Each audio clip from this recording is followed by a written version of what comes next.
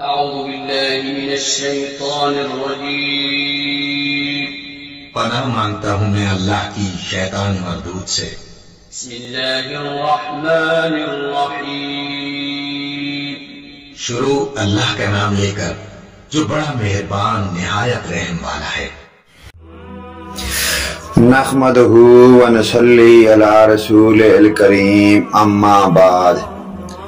پیارے دوستو اور پیارے بھائیو، دنیا میں آپ جہاں جہاں اپنی ڈیوٹیاں سر انجام دے رہے ہیں، پاکستان کے اندر اور پاکستان کے باہر، اللہ پاک آپ کو اور آپ کے اہل خانہ کو، ماں باپ بہن بھائی تمام سدا خوش رہیں اور سلامت رہیں۔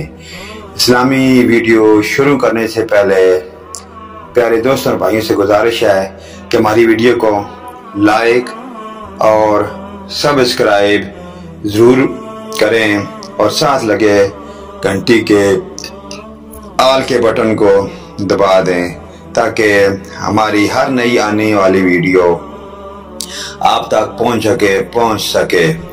جو بھی ہم اسلامی ویڈیو یوٹیوب کی نظر کریں آپ کے سامنے آئے اور آپ اس کو اوپن کر کے سنیں اور آخرت کی فکر پائیں۔ تو چلیے ناظرین، نیکسٹ ویڈیو کی جانب چلتے ہیں۔ ناظرین کرام، واقعہ حدیث نمبر 43، موضوع ہے رب کی خاطر محبوبہ کو چھوڑنے والا۔ تفسیر ابن کثیر۔ حدیث شریف میں آتا ہے کہ ایک صحابی رضی اللہ تعالی عنہ جن کا نام مرثد بن ابو مرثد رضی اللہ عنہ تھا، یہ مکہ سے مسلمان قیدیوں کو اٹھا کر لایا کرتے تھے اور مدینے پہنچا دیا کرتے تھے۔ اناق نامی ایک بدکار عورت مکہ میں رہا کرتی تھی۔ جاہلیت کے زمانہ میں اس عورت سے تعلق تھا۔ حضرت مرشد رضی اللہ تعالی عنہ فرماتے ہیں کہ ایک مرتبہ میں ایک قیدی کو لانے کے لیے مکہ شریف گیا۔ ایک باغ کی دیوار کے نیچے میں پہنچ گیا۔ رات کا وقت تھا، چاند اپنے حسن سے جہان کو منور کر رہا تھا۔ اتفاق سے اناق آ پہنچی اور مجھے دیکھ لیا، بلکہ پہچان بھی لیا اور آواز دے کر کہا، کیا تو مرشد ہے؟ میں نے کہا، ہاں میں مرشد ہوں۔ اس نے بڑی خوشی سے ظاہر کی اور مجھ سے کہنے لگی، چلو رات میرے پاس گزارنا۔ میں نے کہا، اناق، اللہ پاک نے زناکاری حرام کر دی ہے۔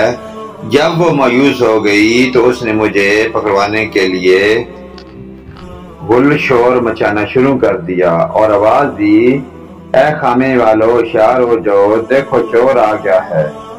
یہی ہے جو تمہارے قیدیوں کو چرایا کرتا ہے۔ لوگ جاگ اٹھے اور 8 آدمی مجھے پکڑنے کے لیے میرے پیچھے دوڑے۔ میں مٹھیاں بند کر کے خندق کے راستے بھاگا اور ایک غار میں جا چھپا۔ یہ لوگ میرے پیچھے ہی غار آ پہنچے، لیکن میں انہیں نہ ملا۔ یہ وہیں پیشاب کرنے کو بیٹھے، واللہ ان کا پیشاب میرے سر پر آ رہا تھا، لیکن اللہ پاک نے انہیں اندھا کر دیا۔ ان کی نگاہیں مجھ پر نہ پڑی، ادھر ادھر ڈھونڈ کر واپس چلے گئے۔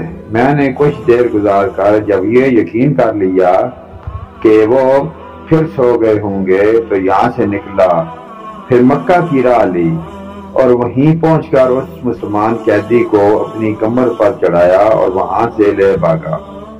کیونکہ وہ بھاری بدن کے تھے، میں جب اذخر میں پہنچا تو تھک گیا۔ میں نے انہیں کمر سے اتار کر ان کے بندھن کھول دیے اور آزاد کر دیا۔